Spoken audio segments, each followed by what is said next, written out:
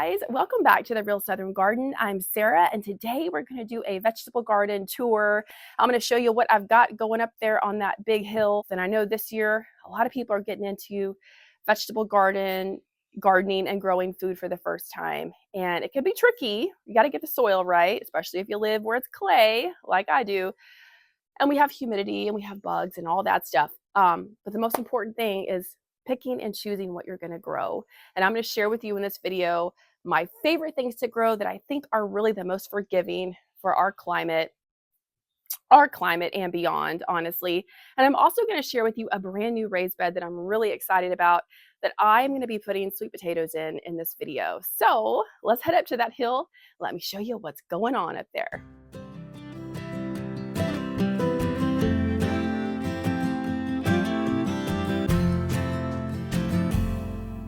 All right, here we are up at the big vegetable garden. It gets really hot up here in the summer. I always try to get everything planted before June if I can, but sometimes it's like mid-June. I want to show you what I've got today from the spring garden, and then we're going to move on to what we're planting today over in this really big raised bed that I'm so excited to share with you from Landguard. Let me show you my spring garden first. Also want to show you what I have done for my pathways.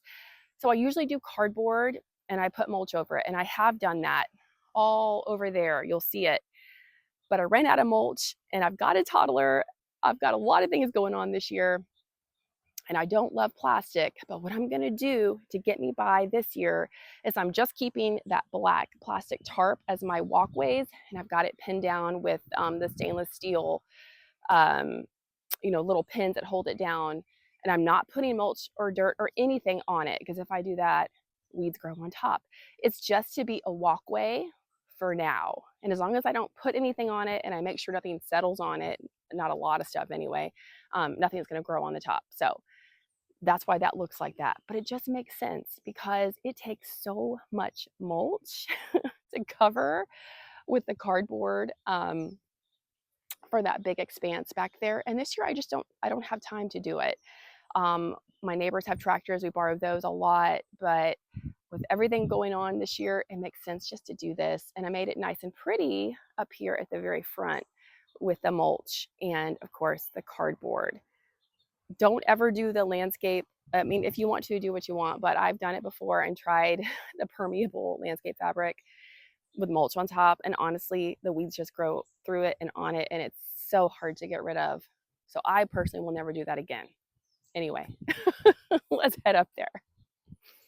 Okay, here we are up at the vegetable garden, and I need to weed eat. I didn't get to do that yet this weekend, but I've got my spring garden stuff up here. Well, these first 3 rows you can see. I've got Yukon Gold potatoes back there. I've got Yukon Gold potatoes up here. I just harvested those that have all of the white diatomaceous earth that you're looking at right there. I put that in there to kill off fire ants that do get in my beds. It's like the fire ant capital of the world here, I swear. Green beans here, they're about ready. Some of these are over ready, honestly. I don't want them getting tough. I need to harvest those today. Green beans. And then that last Yukon Gold bed, I'm going to wait a little bit on those. And then over here, let's go this way. This is my makeshift deer fencing. I've got a video on that if you guys are interested in a cheap method that actually works. I'll put that video in the description. I do this every year until I can get my fancy garden fence up, and it works, guys. This is going to be bachelor buttons right now, but I'm going to put my winter squash up here. And then I've got a couple cucumbers that are just starting to grow. These were carrots, and I just harvested quite a few this weekend. They turned out really great.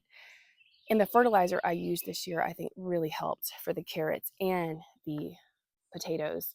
And then back here, we have more green beans. I'm going to be putting red kidney beans in this bed once these guys are done. And over here in the carrot row, everything is kind of like a shifty, when one thing is done, the next thing goes in. Just waiting for it. And then we're going to do some butternut squash up here. and I cannot wait for those. I love those every year. And we're also going to do a bunch of zinnias back here. Let me take you back to my new garden bed. All right, here we are with my brand new Landguard raised garden bed. This is the 8-foot by 2-foot wide by 2-foot tall bed. And it's huge, and I love it because I can put a ton of sweet potatoes in it. I also really like the circular beds that they have on their website. These guys come to you packaged so well. There's not a lot of like plastic and waste in their packaging, which I really appreciate. And also, all the directions are there, easy to put together. It's going to be an awesome product to have the sweet potatoes grow in, and we're going to get that going right now. Before I get to filling it, I just want to share with you my favorite things to grow that I think really do well in southern gardens. Number one, butternut squash. Because it fruits on top of the soil, you can get away with soil that isn't as perfect per se. You're still going to have to amend it, but it's going to put up with a little bit more than, say, sweet potatoes. Sweet potatoes I really like to do in raised beds. I've done them all different ways. I've done in ground, I've done raised beds, I've done grow bags, and they all have advantages and disadvantages, but you really got to have nice fluffy soil so they don't get bent and crack or break when you harvest them. So second favorite thing, I gotta have sweet potatoes. I love it. And then my cherry tomatoes that I grow every single year, they're my favorite. They've won they've won out against all of the other slicing tomatoes because the sweet 100s, those are just so disease resistant. I get thousands of them every year, and they're actually growing in containers up on my concrete by my back door. So anyway, let's get into filling this up.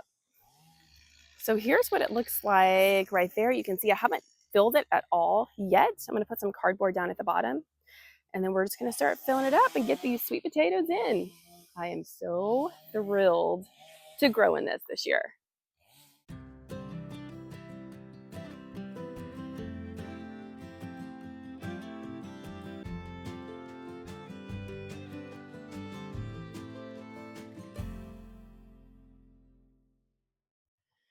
All right, and now I've got a layer of bark chips on top of the pine needles and some sticks. I'm going to start putting the dirt in.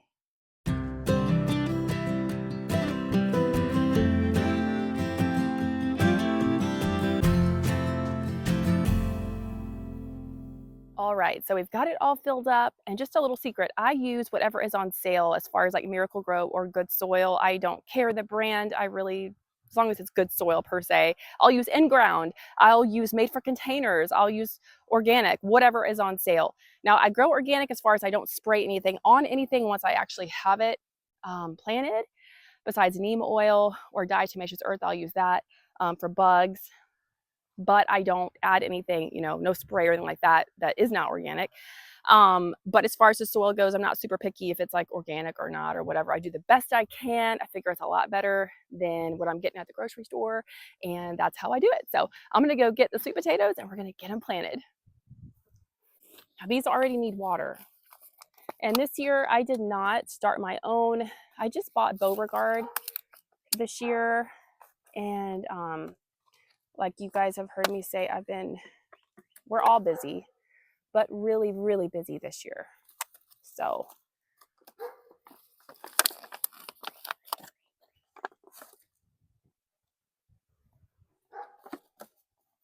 and I've always had really great luck buying them. Already started to.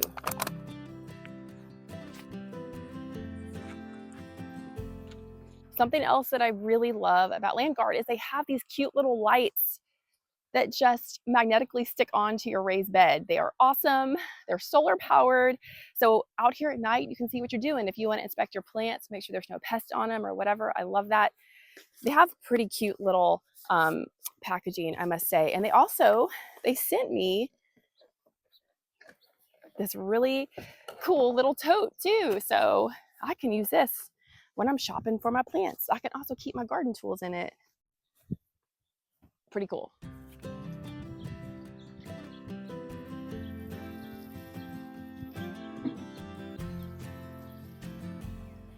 All right, guys, thank you so much for watching. I hope that you liked today's video. And if you did, I would love it if you would subscribe to the channel.